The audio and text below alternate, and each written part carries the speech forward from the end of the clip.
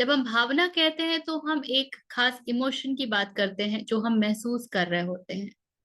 लेकिन जब मैं कहती हूँ किस भाव से आपने कुछ किया, तो आप टोटलिटी में, समग्रता में, पूर्णता में आप क्या हैं उस क्षण। जहां रहो वहां खुश रहो, नहीं तो वहां रहो जहां खुश रहो। इसको कहते हैं ना हम, हमारी भाषा में सेकेंडरी बेनिफिट्स। हम जो कुछ भी करते हैं ना, उसके पीछे हमारा एक प्रयोजन होता है। निंदक नियरे राखिए आंगन कुटी छवाए, बिन पानी साबुन बिना निर्मल करे सुहाए। इसको बहुत उल्टे पुल्टे तरीके से इंटरप्रेट किया जाता है। कबीर ये नहीं कह रहे हैं कि भाई निंदक को अपने घर में रख लो और उसकी इतनी खातिरदारी करो कि उसका मन आपके लिए परिवर्तित हो जाए। वो ये कह रहे हैं कि जो आपकी निंदा करता है उसके बिल्कुल निकट रहो। क्यों रहो? क्योंकि अपने आप को जब आप ऑब्जर्व करते हैं, अपने दृष्टा हो जाते हैं, अपनी वृत्तियों को देखते हैं, अपने व्यवहार को देखते हैं, तो आपको दिखने लगता है कि उस व्यक्ति के निंदा करने से आप पर कौन कौन से प्रभाव पड़ रहे हैं। Silence for a little while.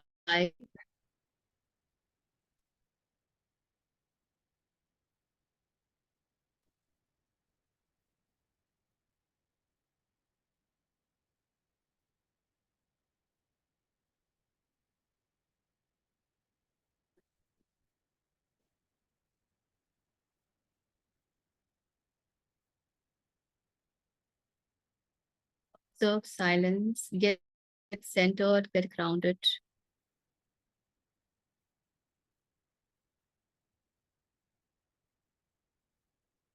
Maybe be blessed with divine intervention.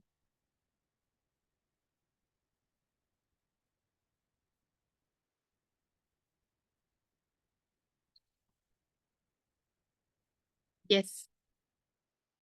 Namaste and welcome everyone. So today no Bhagavad Gita session. My voice is well audible.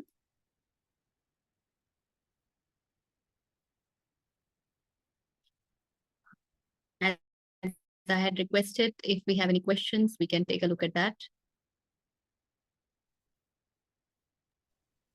Teacher ji, मेरे को एक बात बताइए। आप जब भाव बोलती हैं उसका क्या मतलब होता है? क्या बोलती हूँ? भाव। आप भाव बोलती हैं, भाव और भावना एक ही होता है क्या? भावना इज इमोशन। सतही तौर पर देखा जाए तो दोनों एक ही बात है। लेकिन जब मैं भाव बोलती हूँ तो I am talking about your entire being, who you are. जब हम भावना कहते हैं तो हम एक खास इमोशन की बात करते हैं जो हम महसूस कर रहे होते हैं। लेकिन जब मैं कहती हूँ किस भाव से आपने कुछ किया, तो आप टोटलिटी में, समग्रता में, पूर्णता में आप क्या हैं उस क्षण। तो जब आप धन्यवाद भाव में होते हैं, मान लीजिए ग्रेटिट्यूड, तो it is not about the words that you speak. It is about your entire being, who you are becoming at that moment. उस क्षण आप हैं ही कौन। वो जो सर से पांव तक जैसे कुछ कुछ होश नहीं है, सिर्फ इतना पता है कि धन्यवाद भाव कितना आनंदमय है और कितना उल्लासपूर्ण है और सब कुछ कितना है। तो जब मैं भाव की बात करती हूँ कि आप किस भाव से कुछ भी कर रहे हैं, तो it is about the centre. किस केंद्र से आप ऑपरेशनल, आप अहम भाव से कर रहे हैं या फिर बीइंग नोबडी उस भाव से कर रहे हैं, या बिल्कुल समर्पण के भाव से कर रहे हैं, या बीइंग राइट स्टूडेंट के भाव से कर रहे हैं। Yes, emotions and feelings are unified. Feelings जब बहुत बार आप रिपीट करेंगे ना, कोई भी चीज को फील कर रहे हैं, then it becomes emotion. In a way, denser feeling is emotion. आप किसी भी मान लीजिए मेरे भीतर विद्या जी के लिए कोई नेगेटिव बात आई कि यार ये कैसी हैं, and I allow it to keep moving in my mind. मैं उसी बात को सोचती रहूंगी, सोचती रहूंगी, सोचती रहूंगी. Then I'll start feeling that irritation with her. उनके नाम से मुझे तन बदन में आग लग जाएगी. होता है ना, कई बार लोग कहते हैं कि यार इस फला व्यक्ति का मेरे जीवन में जो रोल है या उनका जो व्यवहार है, को तो देखते ही, उनका नाम लेते ही मुझे ऐसा गुस्सा आता है, लगता है कि मैं क्या करूं. या it reaches to cellular level. So that is emotion. So भाव is very different. A much, I would say, much deeper and much higher impact. That is bhava.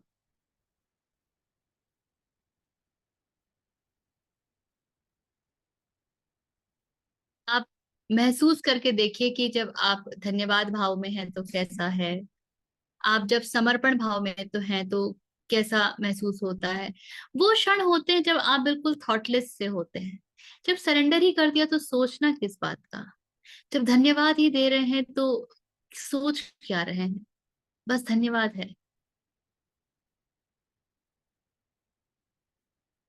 और यही जब अहम भाव है तो मैं बिल्कुल बड़े रूप में विराजमान. ठीक है. सो दैट इज भाव. ओके, धन्यवाद. आर्चा बोलिए. मुझे ये समझना था कि जैसे जब कोई भी दो लोगों के बीच में कोई कॉन्वर्सेशन होता है, इंटरेक्शन होता है, तो कभी ऐसा होता है कि कोई आपको बहुत ज्यादा पूजने लगता है एकदम से, और कभी ऐसा होता है कि somebody would like really insult you out of nowhere. तो how much is your role in that?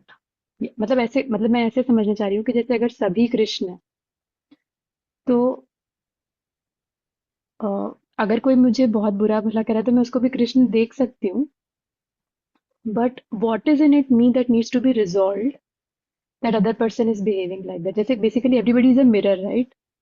कोई भी जो हमारे साथ जो कर रहा है वो हम हमें ही कुछ दिखाना चाह रहा है, कुछ हमें है सीखने के लिए उसमें से. तो how do I understand that? तो बाहर जो कुछ भी आपके साथ व्यवहार में आता है, जो भी आपके साथ कुछ भी करता है, वो बेसिकली हम कहते हैं कि वो आपको मिरर कर रहा है, आपका रिफ्लेक्शन है. Who you are, it is reflecting that. Why do we say so is not because that person is who you are, but वो बिहेवियर आपके लिए कैसा है. आप उससे हर्ट हुए, आप उससे खुश हुए, आप उससे दुखी हुए, आप उससे बिल्कुल उछल गए, एक्साइटेड हुए, आप में कौन सा भाव जगा. That's how mirroring is happening. So if you are, for example, sarcastic to me, और मेरे भीतर क्रोध उठा या चिढ़ उठी, तो ये दर्शा रहा है कि अभी बहुत भीतर क्रोध चिढ़ बाकी है. और ये क्रोध चिढ़ कब आया मेरे भीतर, ये मैंने कभी रिजॉल्व ही नहीं किया. तो फिर मुझे अपने भीतर झांकना पड़ेगा कि ये क्रोध की उत्पत्ति कहाँ से हो रही है मेरे पूरे सिस्टम में, मेरे पूरे तंत्र में. और जब मैं विचार करती हूँ, साधना करती हूँ, तो फिर आप कई बार अपने बचपन की तरफ जाएंगे, आप अपनी वृत्तियों के प्रति जाएंगे. और फिर जब ये आप बहुत करते हैं तो यू फाइंड आउट कि ओ माय गॉड, मैं तो कितना विक्टिम सा बिहेव कर रही हूँ, मेरे एक्सपेक्टेशन है जिसके कारण मुझे बुरा लग रहा है. क्योंकि अगर सरकाजम ही बुरा लगता तो हर व्यक्ति की सरकाजम बुरी लगनी चाहिए. प्रश्न यदि सरकाजम का है, कटाक्ष का है, तो हर व्यक्ति की कटाक्ष बुरी लगनी चाहिए ना. किंतु ये तो नहीं होता है. तो हमारे भीतर क्या है जो उस कटाक्ष को उस रूप में ले रहा है. आप ये भी कह सकते हो कि हाउ सैड इट इज यार, इस व्यक्ति को बोलने का और कोई तरीका नहीं पता, उसके जीवन में पता नहीं कितने दुखित अनुभव रहे हैं, कष्टप्रद अनुभव रहे हैं, और ये व्यक्ति उन चीजों को हैंडल ही नहीं कर पाया है। हाउ सैड इज दैट, आप ये भी कह सकते हैं। So then there will be compassion in you. और आप ये भी कह सकते हैं कि छोड़ो ना यार, एक्सपेक्टेशन के गेम में तो सब फंसे रहते हैं, उनका भी एक्सपेक्टेशन है जिसकी वजह से वो हमारे साथ ऐसा बिहेव कर रहे हैं। So then the same sarcasm is not moving you from within। आप जैसे रूटेड हैं वैसे ही हैं। तो अब आपका क्या रिफ्लेक्शन हुआ, आपके भीतर की करुणा रिफ्लेक्ट हो गई, आपके भीतर का कंपैशन रिफ्लेक्ट हो गया, आपके भीतर की आप जो दूसरों को कंसिडर करते हैं और आप व्यापक दृष्टि से देख सकते हैं वो रिफ्लेक्ट हो गया। सरकाजम तो नहीं रिफ्लेक्ट हुआ ना। तो यही होता है कि दूसरा मेरे लिए आईना होता है, वो मुझे ये बताता है कि मेरे भीतर अभी क्या क्या भरा हुआ है, मैंने किन चीजों को रिजॉल्व नहीं किया। I'll give you one very interesting example. Yesterday, so it has been raining a lot and मेरे घर के पास में थर्सडे मार्केट लगता है। So me and my husband, we were just having a smaller discussion. He came from the market. He said कि market का place फिर से चेंज हो गया। So I generally said that क्या करेंगे, पिछले साल भी जब बारिश हुई थी तो ये लोग हमारे घर की तरफ चले आए थे, और हमारे यहाँ लोगों ने इसके खिलाफ प्रदर्शनी भी उठाई, तो बारिश के ठीक पहले उठाई, बारिश खत्म होते ही उठाते तो फिर ये लोग वापस अपने जगह चले जाते हैं, पर इन्होंने किया नहीं। सो ही सेड नहीं, वो लोग आना शुरू किए थे कोविड के समय से। So we had huge difference of opinion. In my memory, it is last trains. In his memory, it is 2 years ago, 3 years ago. And then I said, क्या फर्क पड़ता है वो 2 साल से कर रहे हो चाहे 1 साल से कर रहे हो ना, तुम्हारे जीवन में कुछ परिवर्तन हुआ ना मेरे जीवन में, हम बहस काहे को कर रहे हैं इस तरह। नहीं, ठीक है, you can be with your thought process, I can be with my thought process. How does it make a difference? Is it changing our quality of life in any way? No. So it was so easy to resolve it. But opinions ऐसे ही clash करते हैं ना। नहीं नहीं, तुमको याद नहीं है, ये ऐसे होता है, ये वैसे होता है, मुझे ज्यादा याद है, ऐसे ओपिनियंस क्लैश करते हैं। So who you are within, you reflected. So this is what we say कि सामने वाला आपका रिफ्लेक्शन है। जब आप सेटल्ड होंगे तो आप बुद्ध के प्रति रिएक्ट करेंगे, रिस्पॉन्ड करेंगे। कि कोई गिफ्ट भी लेके आता है तो बुद्ध कहते हैं कि ठीक है, और यदि कोई गालियां भी देते हैं तो कहते हैं बुद्ध ठीक है, जैसे मैंने तुम्हारे गिफ्ट नहीं लिए मैंने वैसे ही तुम्हारी गालियां भी नहीं ली। मैं तभी ठीक था, अभी ठीक हूं ना। उस समय मेरे भीतर कुछ आया कि अरे वाह, मुझे तो सब कितना मानते हैं, प्रणाम करते हैं, गिफ्ट ला के देते हैं। तो विधि तो ठीक है यार, उसका क्रोध है। So then you will,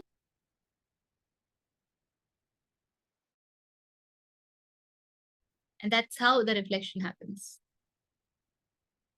That's why we say the moment you change, आपके भीतर कुछ परिवर्तित हुआ तो बाहर सब परिवर्तित हो जाता है। क्योंकि आपका जैसा भाव है ना, आप क्या, आपका जो पूरा रिस्पॉन्स होगा वो बिल्कुल उसी से निकल करके आएगा। और जैसे हमारा जो बिलीफ होगा वो somebody will show it to us in some way, right? ताकि वो निकले और हम उसे देख सकें। आप देख सकेंगे कि नहीं ये पता नहीं, ये आप पर निर्भर करेगा, आप देखने के लिए तैयार कितने हैं। वो बिलीफ निकल के आएगा एज योर बिहेवियर। कुछ आपसे कहा गया जो कि आपकी मान्यताओं धारणाओं के बिल्कुल विपरीत है, यदि आप वो हैं जो ये देख ले कि अच्छा this is my belief, it is their belief, तो आप रिएक्ट नहीं करेंगे। So another example, we were with my grandmaster, we were having this Reiki meet, and she had not been keeping so well. She has to take certain process every 6 months. तो उनका weight उसमें काफी गिर जाता है, 3-4 kilo का, because then she is put on a very strict liquid kind of diet because her food pipe doesn't function well. तो वो challenges है. So somebody came after some time. हाँ, Rani, what has happened to you? इतनी पतली हो गई हो, this is. And they burst out. And that is what has happened to you. Your health has dropped so much. You have lost so much. And you know, when she was telling us, she said, they said this to me. And then I told to myself within, it's okay. It is their thought. And the moment you said, it is their thought, ठीक है.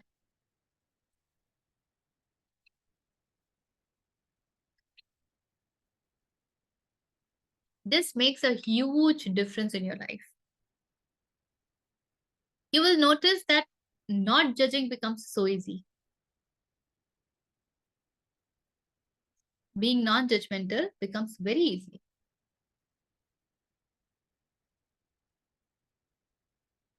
To be able to see your belief and others' belief becomes very easy.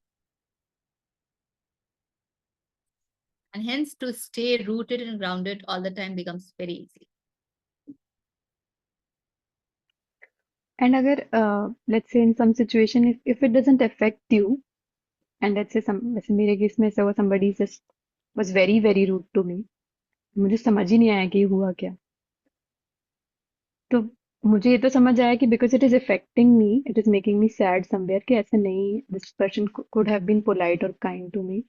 तो मुझे बुरा लग रहा था, तो मुझे लगा कि हाँ, I need to be more compassionate towards that person, या फिर I'm still not being equanimous here. हम्म हम्म. क्योंकि मुझे वो कहीं ना कहीं हिला रहा है अंदर से. So you have an expectation from the person that they should not be hurtful to you. They can't use that language. They can't use that tone. There is this expectation. And that expectation is not being fulfilled. And so you're feeling hurt. So go to it, go inside to see, why are you expecting? Why is that person in any way has an obligation to fulfill your expectation? There is no obligation.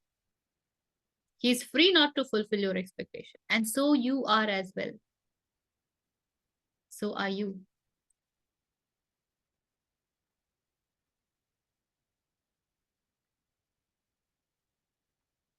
तो थोड़ा सा जाना पड़ता है. तो बहुत आसान हो जाता है दूसरों के की बातों को. ठीक है यार. I was talking to somebody today only, and that lady was telling me about her experience with her in-laws and all that. And I said, see, इसको ऐसे देखो ना कि उनके जीवन में वो किस दर्द में अभी तक अटके हुए हैं कि वो आपको दर्द देने से भी नहीं चूक रहे. How sad is that? They are burning themselves in that pain day in and day out. वो दिन रात खुद को उसमें जलाते हैं. वो ही उनके भीतर भरा हुआ है. That is what they have become. And hence, when it comes to behavior, that is what they ooze out. वो ही निकलता है.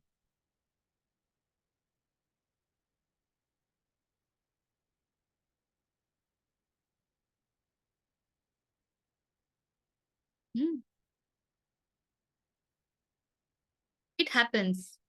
जब अभी a few days ago something has happened and I feel so resolved. And I feel जब ये मेरे साथ हो सकता है तो ये हर किसी के साथ हो सकता है. It's possible for each one of us. It's just that किसी की जर्नी थोड़ी लंबी हो सकती है, किसी की जर्नी थोड़ी छोटी हो सकती है. लेकिन ये सबके साथ बहुत संभव है कि आपको दूसरों की बातें बिल्कुल बिल्कुल परेशान ना करें, बिल्कुल बुरी ना लगे। आप ये ही ना पूछे कि तुमने ये कहा ही क्यों। Now that doesn't mean that you take doormat treatment, you take disrespect. That doesn't mean that. You can very clearly say, look, ना तो मैं इस भाषा में बात करती हूँ, ना मुझे ये भाषा में कुछ सुनना पसंद है। अगर आप मुझसे रेस्पेक्टफुली बात कर सकते हैं, well and good. Else you have your own way, I have my own way. जहां पे इग्नोर करने की जरूरत है वहां आप इग्नोर करेंगे। इन योर पर्सनल रिलेशनशिप्स, जो बिल्कुल आपके एकदम करीब है, जिनके साथ आपका 24 घंटे का उठना बैठना है, वहां पे sometime you will ignore, sometime you will show them that this is not done. Don't try to be like that with me. But in no way will it penetrate you. किसी भी तरह से ये आपके भीतर नहीं जाएगा।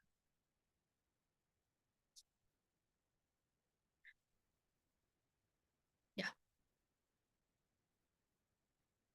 हमको एब्जॉर्ब करने की इतनी आदत है ना, हमारी पूरी कंडीशनिंग ही वैसे होती है। एब्जॉर्ब ना करे तो कंडीशनिंग कैसे हो जाएगी। एकदम स्पॉन्ज की तरह हम सब चीज को सोखते जाते हैं, सोखते जाते हैं। फिर हम कहते हैं कि फला ने मेरे साथ ये कर दिया, ढिका ने मेरे साथ वो कर दिया। अरे भाई, उसने जो किया वो तुम्हारे साथ किया, ये कहाँ से आ गया। And if somebody has cheated on you in some business, in some relationship, अपनी बुद्धि को खत्म क्यों कर देते हो that you can't even see what people are doing? इतने अंधे मत रहो। और अगर पता चल गया कि this is how these people have behaved with you, part your ways ना। हम तो चीटेड होने के बाद भी चिपके रहते हैं अपने डर और एक्सपेक्टेशन के कारण।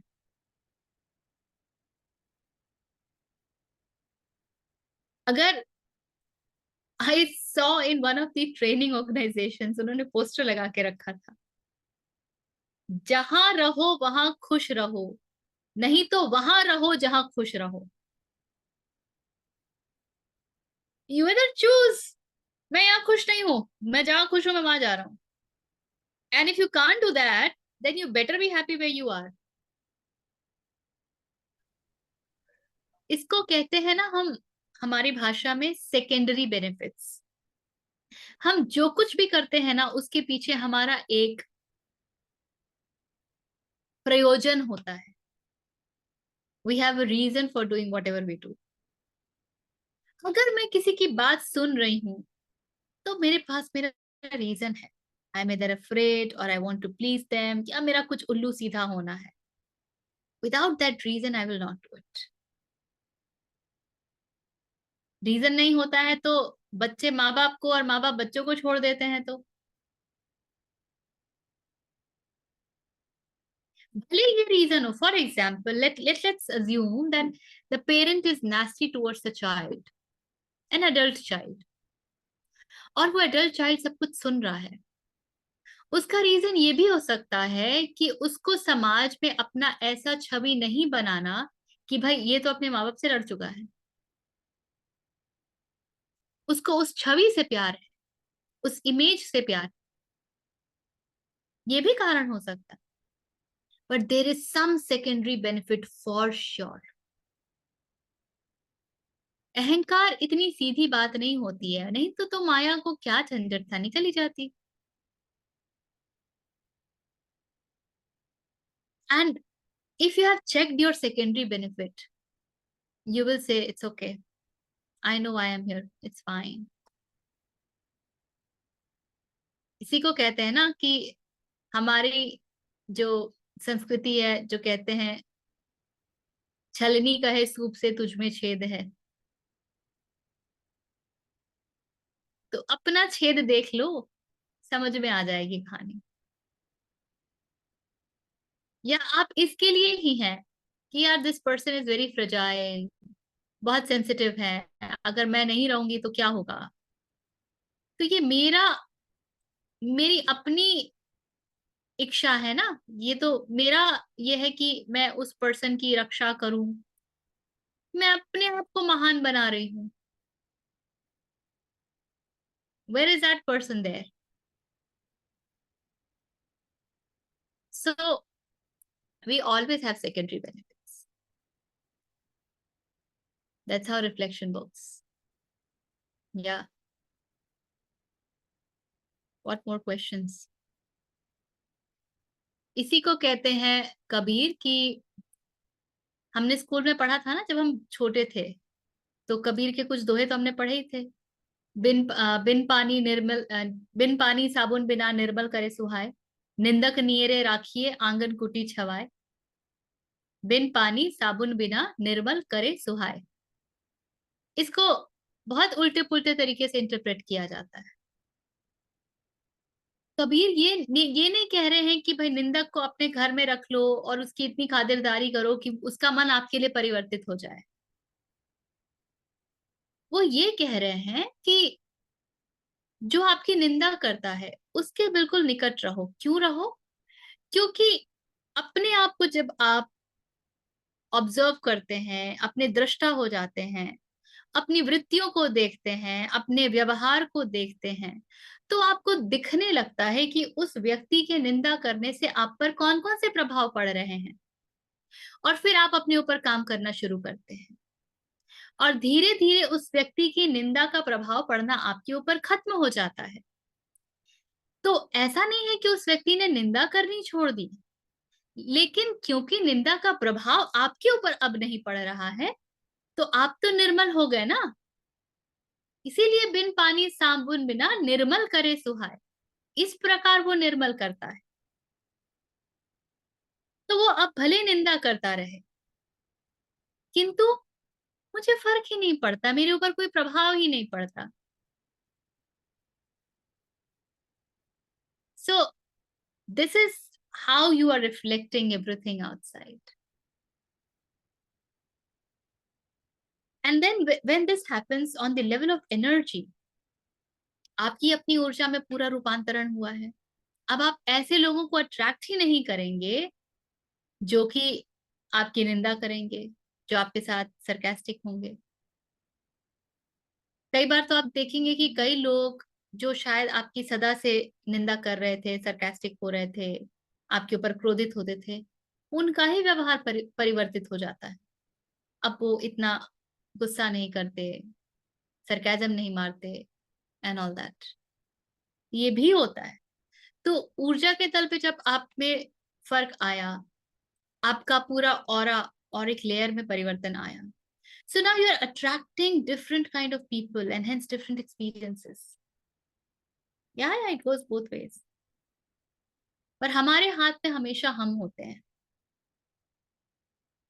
We can't do anything with others. We can do everything with ourselves. I meant like even people if जिनके लिए हमारे मन में भी कुछ होता है ना, वो भी क्लियर हो जाता है if you keep See, the entire healing processes like Ho'oponopono, ये सब इसी पर बेस्ड है ना, या the process of gratitude. जब आप when you get into the mode of thanking, this is what happens na, because you are in that mode, the other person starts changing. There is an energy contract. ये सब तो इसी principal पर काम करते हैं। तो ये होता है, लेकिन मजेदार बात ये है कि लोग ये प्रैक्टिस करते हैं दूसरों में परिवर्तन लाने के लिए। नहीं, आप स्वयं में परिवर्तन लाने के लिए प्रैक्टिस कीजिए। You forgive others, you thank others for yourself, not for others. इसीलिए आप अकेले बैठ के कमरे में भी थैंकफुल हो सकते हैं, भले सामने कोई हो या ना हो, because it is not about others, it is about you. You can be forgiving to others even when they are not there. मुझसे मिला था कभी कोई और मुझे अचानक से लगा कि अरे यार, ये तो मैंने गड़बड़ किया था। I am really, really sorry, and I forgive you for taking that behavior of mine, and I forgive myself for behaving like that. Please forgive me. Khatam.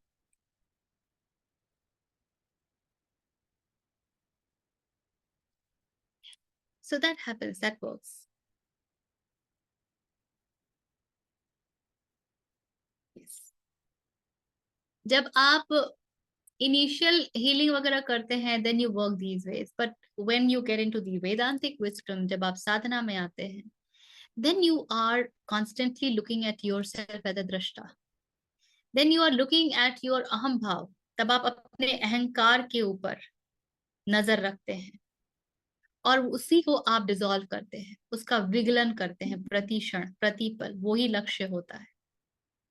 Zen कहता है when you can nail when there is a wall. Actually, it says you cannot nail without a wall. तो जब कील ठुक रही है आपके भीतर, किसी की बात की कील, किसी के व्यवहार की कील, किसी के कटाक्ष की कील, किसी के क्रोध की कील, किसी के इग्नोर करने की कील, तो इसका मतलब कोई दीवार है ना जिससे वो सब कील ठुक रही है। वो दीवार ही अहंकार कहलाता है। तो अगर आपको बुरा लग रहा है तो ये जानिए कि आप में अभी कितना अहंकार भरा हुआ है। आपको यदि क्रोध आ रहा है तो जानिए कि आप में कितना अहंकार भरा हुआ है और अपने अहम भाव पर काम कीजिए। तो जैसे जैसे अहंकार का भाव घटता जाएगा घटता जाएगा घटता जाएगा, आपको बुरा लगना बंद होता जाएगा, सामने वाला जो भी करे।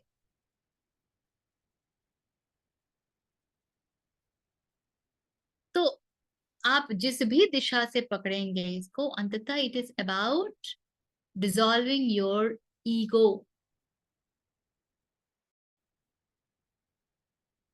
Even the victim ये तो ego, सम हाय मेरे साथ। या, ये तो समझ आता है मतलब, लेकिन अभी ऐसे लगने लगा है कि इट्स अ वेरी, मतलब समझ, जैसे ही कुछ बुरा लगता है ये पता चलता है कि ईगो है इसीलिए हर्ट हुआ। मतलब हर्ट किसको होगा? ईगो को ही होगा, सेल्फ को तो हो नहीं सकता। बट ऐसा करेक्ट। भी होता है कि it's a painful process, to just watch and ego dissolution is not easy, ऐसा लग रहा है। यू हैव टू, इसी को कहते हैं detachment. You have to detach yourself from that which is getting hurt. नहीं तो दृष्टा भाव कहाँ से आया? आपने देख लिया कि ये इस अहंकार भाव को बुरा लगा, अब उससे एक डिस्टेंस क्रिएट कीजिए ना। आपने उस अहंकार भाव को, स्वयं को क्यों मान लिया है कि मैं वो अहंकार भाव हूं? आप ये देखिए कि अच्छा इस अहंकार भाव को लगा, बेटा अहंकार रहेगा तो लगेगा ना, इतनी उम्मीदें बांध रखी हैं। ओके, रिलीज, तो वो रिलीज। माइंड बार बार जाता है, जैसे you come back it's fine, then थोड़े टाइम बाद it will go back to the stories, then you come back, then ऐसे होता बंदर को लत लगी हुई है गुलाटी मारने की, एक बार में चाहते हो कि सीधा हो जाए, जब जब मदारी सामने आएगा वो सीधा हो जाएगा, जैसे ही मदारी ओझल होगा फिर वो गुलाटियां मारेगा। तो बंदर की ट्रेनिंग चालू है ना। जब वो बंदर पूरी तरह से ट्रेन हो जाएगा वो गुलाटी मारना बंद कर देगा, अपना बंदरता वो छोड़ देगा, बंदरत्व को छोड़ देगा।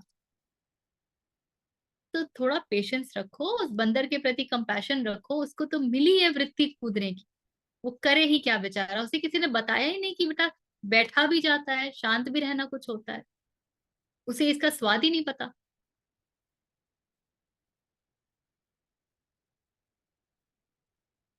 हमारी प्रॉब्लम ये है ना कि हम चाहते हैं कि भाई हमने एक बार देख लिया, हो गया, समझ में आ गया, बस अब ठीक हो जाना चाहिए। वृत्ति इतनी जल्दी ठीक हो जाती काश। लोग इतने सारे सेशंस कर करके भगवत गीता का पाठ कर करके वहीं के वहीं हैं। और बढ़ गया, मैं तो भगवत गीता पाठी हूँ। इसलिए थोड़ा पेशेंस चाहिए, थोड़ा ध्यान चाहिए। The name of the game is patience. है। एंड आई फील इसमें ऐसे लेवल भी लगता है मुझे, कि जैसे पहले बाहर वालों का बुरा लगता था वो बंद हो गया, फिर थोड़ा सा जो क्लोज है उनका भी, अब जो एकदम क्लोज है उनसे तो उम्मीद अभी भी लगी हुई है। तो इट्स लाइक लेवल अप होता जाता है game. Check your secondary benefits, जैसे सेकेंडरी बेनिफिट्स जाएगा बुरा लगना बुरा बंद हो जाएगा।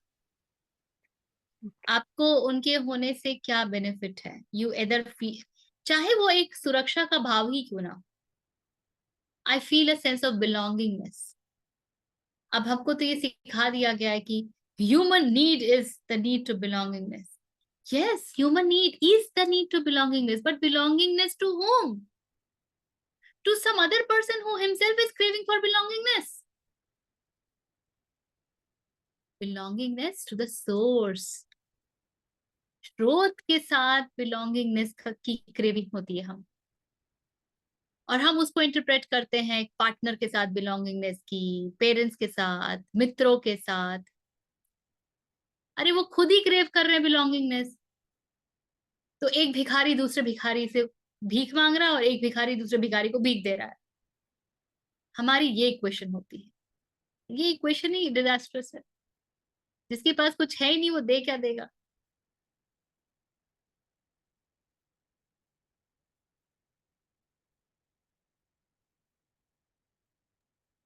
ये बात ऋचा जी आपने बहुत अच्छी बोली। जिस बंदे से आप बिलोंगिंगनेस एक्सपेक्ट कर रहे हो वो खुद ही चाहता है तो आपको क्या देगा। लेकिन ऑनेस्टली साइकोलॉजी में कुछ टेस्ट है ऐसे ही ना, वो बोलते हैं सेंस ऑफ बिलोंगिंग चाहिए, और जबकि ये पता ही नहीं चलता कि सेंस ऑफ बिलोंगिंग आपको चाहिए लेकिन आप स्रोत से मांगे हो या वो बिलोंगिंग आपको चाहिए, ये पता ही नहीं चलता। और साइकोलॉजी आपको कहीं और ही घुमाते रहता है। ये सही क्योंकि बोला। उनके पास स्रोत का कोई कॉन्सेप्ट ही नहीं है ना। सही उनके है, सही है। पास सोर्स का कोई कॉन्सेप्ट ही नहीं है। वो उन्हीं चीजों को मानेंगे जिसको आप वैलिडेट कर सकते हैं और रिलायबिलिटी इंडेक्स पे पास कर सकते हैं। साइकोलॉजी में किसी भी मॉडल का फंडामेंटल है, ये रिलायबिलिटी टेस्ट पास करता है क्या, ये वैलिडिटी टेस्ट पास करता है क्या। अब स्रोत की रिलायबिलिटी और वैलिडिटी कहाँ से लेके आएंगे, कहाँ से टेस्ट पास कराएंगे। Hence it is dismissed. But उस सेंस ऑफ बिलोंगिंग को तो एक्सपेरिमेंट किया जा सकता है। हाँ पारुल बोलिए। ये लास्ट वीक में ना एक वर्ड था सकाश, उसका क्या मीनिंग होता है? प्रकाश। ये हाँ पढ़ लिया। पढ़ लिया नहीं, एक श्लोक में ही था मुझे तो कुछ निकालना समझ पड़ेगा। नहीं आया। कोई बात आकाश मैं बता सकती हूँ, अगर उससे सकाश डिराइव कर सकते हो तो करो। आकाश आता है अवकाश शब्द से। अवकाश तो आकाश, अवकाश क्या है। अवकाश माने छुट्टी हो गई, मतलब वहां पे कुछ नहीं है, nothingness. So this is a glass. इसके भीतर क्या है, खाली है ना, छुट्टी हो गई, आकाश है। इसके बाहर क्या है, खाली है, आकाश है। ओके। एंड सो आकाश is something that you can never see, experience via your sense organs. जो है ही नहीं उसको कैसे एक्सपीरियंस करो। सो इन सर्टेन वे आकाश इज बीइंग नथिंग। सो शायद सकाश would mean being something, but I'll have to really see आप किस रेफरेंस से बोल रहे हैं, कौन से श्लोक में ये आया था, मुझे ध्यान बिल्कुल नहीं है। कोई बात नहीं हो।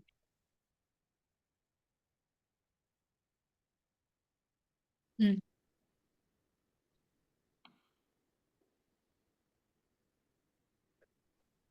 ऋचा जी मेरे को एक सवाल, एक क्वेश्चन आया था।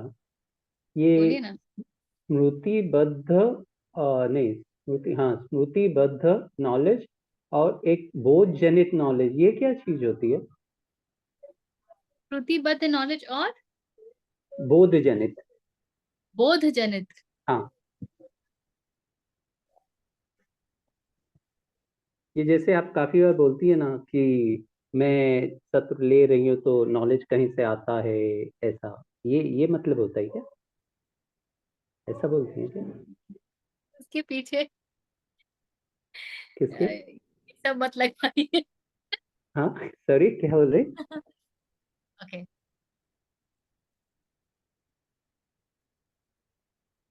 श्रुति जनित नॉलेजेस जो आपने सुन लिया, पढ़ लिया, उससे जो भी आपको ज्ञान प्राप्त। बोध जनित knowledge is that you which you experience, you find out, जो आपको चमक गया, जो सो बोध जनित नॉलेज आता है when your being is at certain level. Depending upon the level at which you vibrate or your being is, you will get the knowledge. अगर आप बहुत ग्रॉस हैं तो आपके पास बोध जनित नॉलेज कुछ भी नहीं होगा, बोध जनित कुछ भी नहीं होगा। किंतु यदि आप बहुत सूक्ष्म तल पर वाइब्रेट कर रहे हैं तो आपके बोध में बहुत कुछ उतरेगा। जैसे हमारे ऋषियों के साथ ये प्रक्रिया थी ना कि वेद कहाँ से आए, वेद को अपौरुषेय क्यों कहा गया, कोई ऋषि क्यों क्लेम नहीं करता है कि मैंने वेद लिखा। आपको कभी किसी ने कहा कि ऋग्वेद के रचयिता ये हैं, यजुर्वेद के रचयिता ये हैं, सामवेद के रचयिता ये हैं, अथर्ववेद के रचयिता ये हैं, कभी किसी ने कहा? So that knowledge is already present in the ether, in the cosmos. वो जो भी ज्ञान है वो सब कुछ उपलब्ध है इस कॉस्मोस में, सारे ज्ञान उपलब्ध है, हर वो चीज जिसको आप जानते हैं या नहीं जानते हैं। एवरी साइंटिफिक डिस्कवरी, द ज्ञान is already there in the cosmos. Everything that we invent, the ज्ञान is already there in the cosmos. Now the question is, how do we access it? ज्ञान तो है पर उसको एक्सेस कैसे करें? क्योंकि जो सूक्ष्म ज्ञान है वो बहुत फाइन वाइब्रेशंस के साथ है। अब ठीक वैसे जैसे आप रेडियो इंस्ट्रूमेंट को ट्यून इन करते हैं, there are all the kinds of radio waves around you, सारे चैनल चल रहे हैं ना आपके चारों ओर, पर सुन तो नहीं सकते। सुनोगे वही चैनल जिसके लिए आप अपने इंस्ट्रूमेंट को ट्यून करोगे। सिमिलरली जब जो कुछ भी कॉस्मोस में है उसको चैनल करने के लिए जो इंस्ट्रूमेंट होता है वो हम स्वयं होते हैं।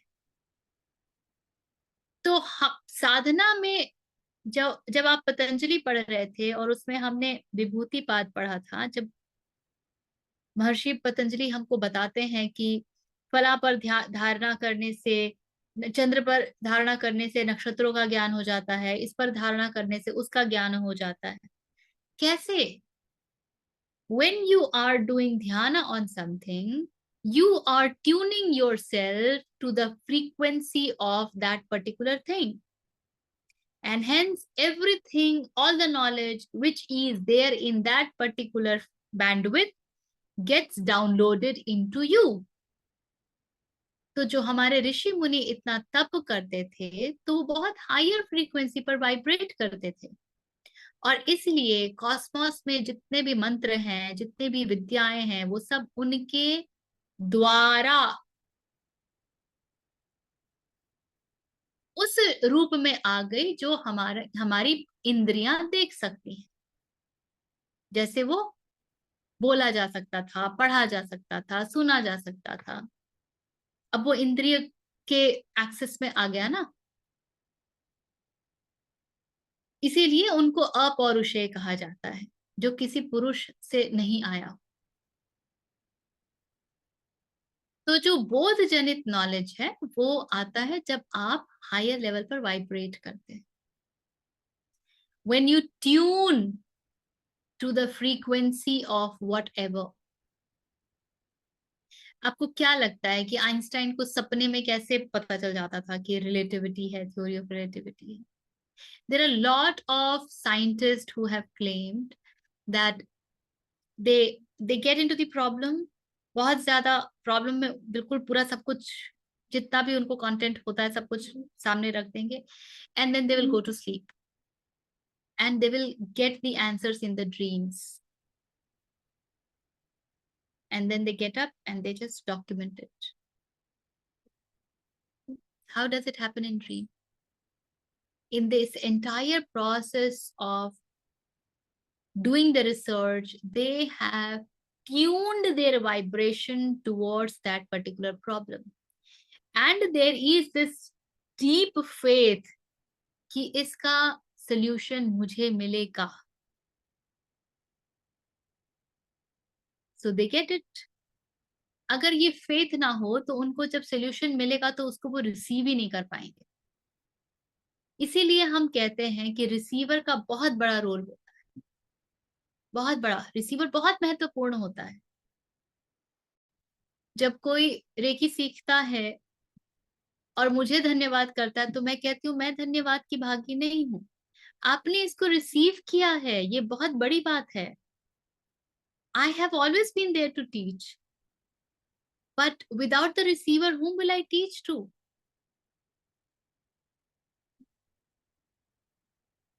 सो पात्रता का जो हमारा कॉन्सेप्ट है वो पूरा यही है, how good a receiver are you. आप कितने अच्छे पात्र हैं। जब आप स्वयं से भरे होंगे कि मुझे ये पता है, मुझे वो पता है, मुझे ऐसे करना है, मुझे वैसे करना है, you are a very poor receiver. आपका, आप अपने स्वयं इतने भरे हुए हो कि आपका पात्र कहाँ खाली है, भरा हुआ तो है। और कई बार तो हमारा पात्र उल्टा होता है, जो कुछ भी डालो वो किनारे से गिर जाएगा, स्लिप कर जाएगा, भीतर तो कदम ही नहीं रखता। ठीक है। So both Janit is when you understand it from the bottom of your being, totally you have become that.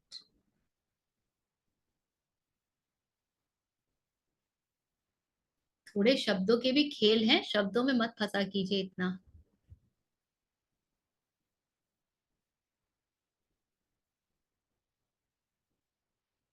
धन्यवाद। धन्यवाद। Okay, anything else? Any other question to anyone?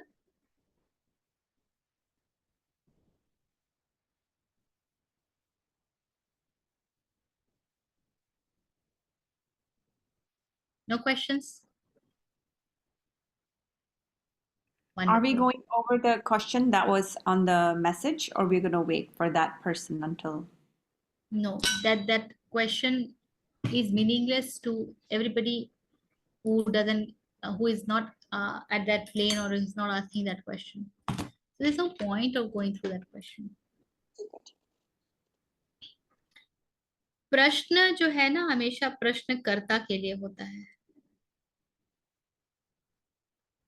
प्रश्न कभी भी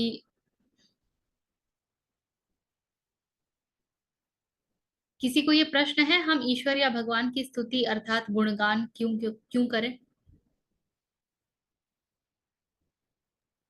बिल्कुल नहीं। नहीं है ना ये बिल्कुल प्रश्न?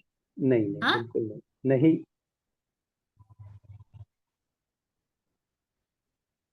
आप ईश्वर की स्तुति ईश्वर के लिए नहीं करते हैं, स्वयं के लिए करते हैं।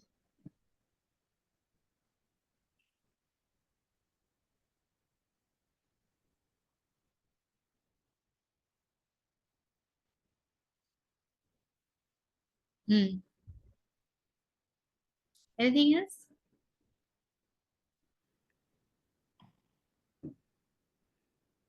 No. चलिए then let's close the session. Sit straight, take a deep breath. If you know, you can chant along with or just be. ॐ पूर्णमदः पूर्णमिदं पूर्णात् पूर्णमुदच्यते पूर्णस्य पूर्णमादाय पूर्णमेवावशिष्यते। ॐ शान्ति शान्ति शान्तिः।